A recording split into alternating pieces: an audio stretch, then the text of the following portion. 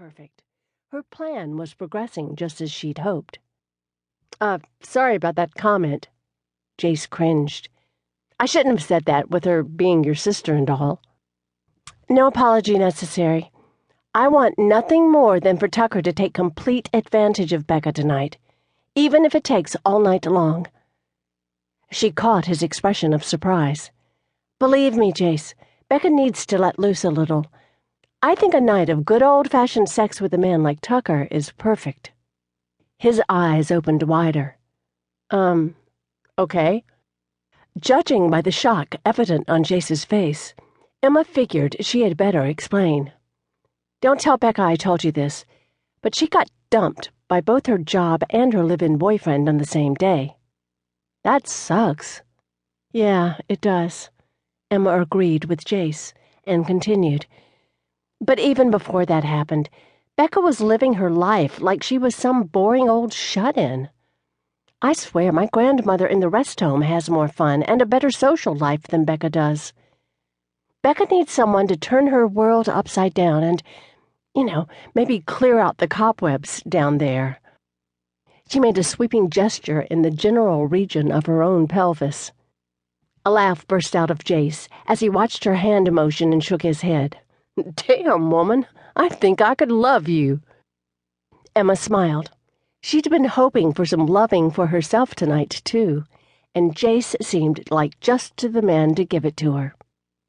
All right, maybe the beer she'd drunk at the arena had ramped up her sexual neediness a little and erased her inhibitions.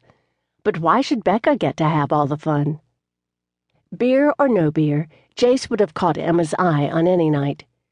A real cowboy, and a hard-bodied, good-looking one at that, was hard to resist for a native New Yorker who spent her days surrounded by pale, soft-bodied men. The men at work at the graphic design firm back in Poughkeepsie didn't move anything heavier than a computer mouse.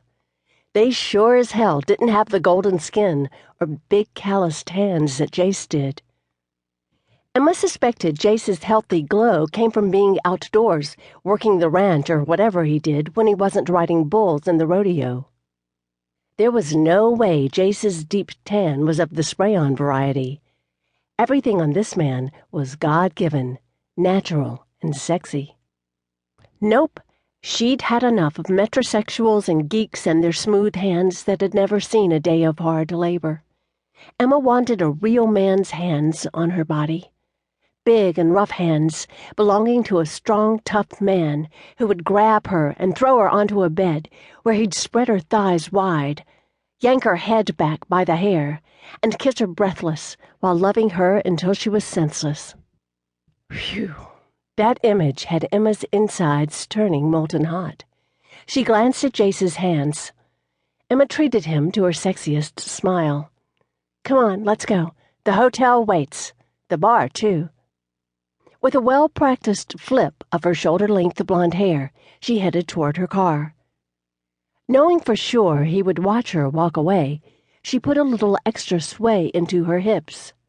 She smiled when, behind her, Jace muttered a soft curse. The drive from the arena to the hotel was a quick 10 minutes.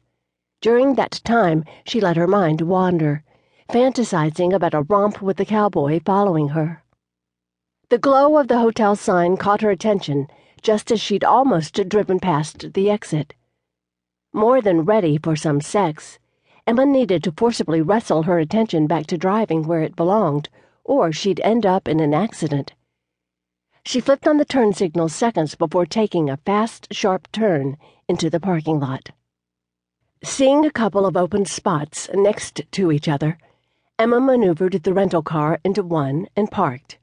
Not quite straight, but at least within the painted lines. Jace pulled the truck into the space next to hers, before she even had time to check her reflection in the rearview mirror and grab her purse off the passenger seat. He was there to open the door for her. A gentleman. Emma liked that trait in a man, as long as he wasn't too much of a gentleman in the bedroom. In the boudoir, she liked a bit of a caveman, a man who took what he wanted and gave back as good as he got. Thank you.